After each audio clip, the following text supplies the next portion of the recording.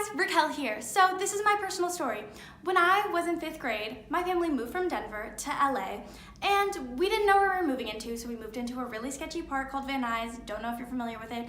And the elementary school I went to was like 90% Hispanic. So me trying to make friends was like, oh yeah, like I'm Mexican, my dad's from Mexico. But my dad doesn't speak to me in Spanish, so people were like, oh, can you speak Spanish? And I couldn't.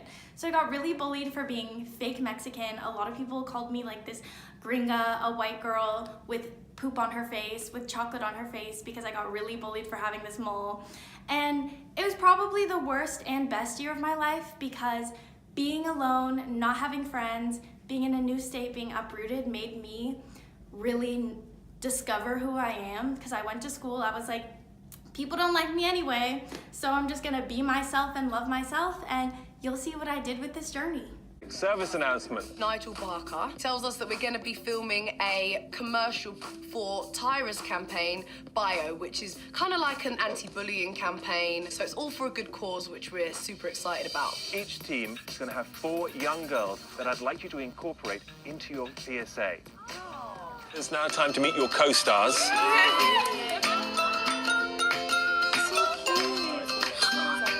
So, ladies and ladies, we're going to try and pair you up. Who are you with? I'm with Alicia. Alicia, there you go. Hi, I'm Raquel, and I'm with Sophie. Sophie, there she is. Find out what beauty means to you so we can work this PSA together. You ready to get going? Yeah. Off you go.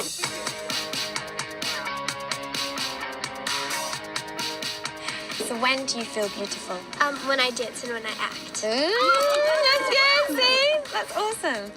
When do we not feel so beautiful? Last year, I went to a school where, like, they told me I was ugly, and, like, because I had a mole, that somebody took a dump on my face. These people are jealous. Yeah. That is all they are. Yeah. I promise you that. She was saying some of the stuff that the kids were saying to her, and it was so heartbreaking. When I was 10, I was definitely not attractive. I was kind of like, it does get better, I promise you. I know that, like, what they were saying, like, wasn't true, because, like, your inner beauty can't be bullied. Like, That is so true. You're so smart. You're smarter than me.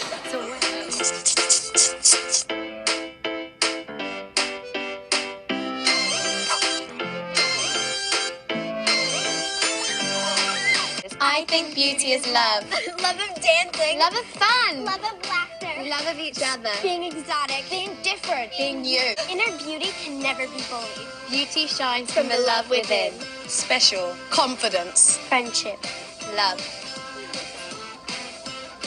Beauty is on the inside and out. Beauty is you.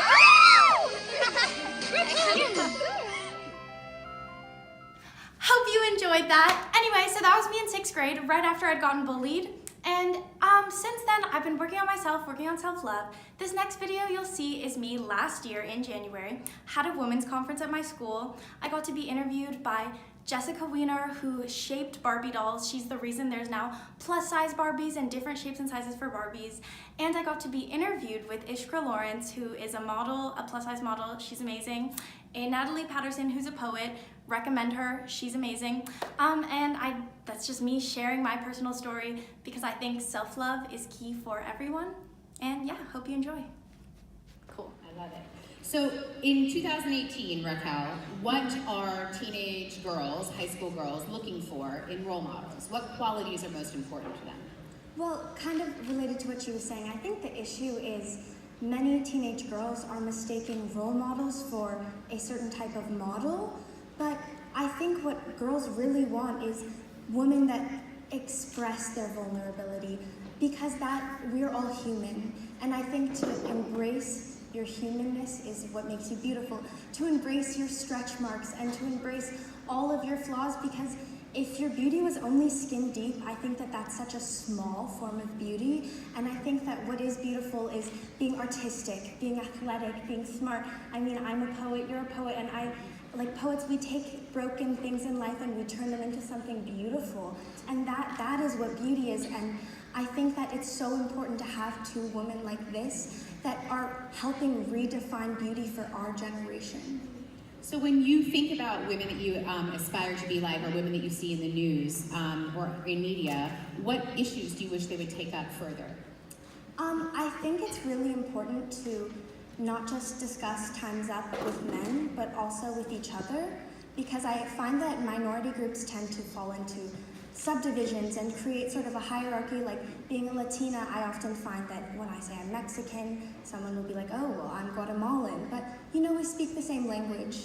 And I think that with women, at the end of the day, we're all just here for each other, and I think that it's really important to, first of all, I think the seed is self-love. Because if you think about it, if we all just loved ourselves, there wouldn't be jealousy, there wouldn't be envy, there wouldn't be hate. And I think we all need to look within ourselves first in order to appreciate the girls around us and love them and help them with their self-esteem in order to make women as a whole more powerful. We have no shortage of whys on the stage. So first of all, I think the biggest success is learning from failure, because I have failed many times in my life, and there have been many times where I've been like, this is what's gonna happen, I'm gonna go here and do this and that, and life has laughed at me and sent me down a totally different highway. But if that hadn't happened, I wouldn't have blossomed into the person who I am today. And I totally agree with her. I think it's so important for women, don't apologize to yourself, like, because for me, I think my path to self-love, I used to be afraid of myself, you know, I'm very girly, but I used to dress like a tomboy, and I would want to wear dresses, and I would want to wear all these things, but I didn't think I was good enough to do it. I didn't think I could ever rock it or be that person, and I realized the only person that was telling me that was myself.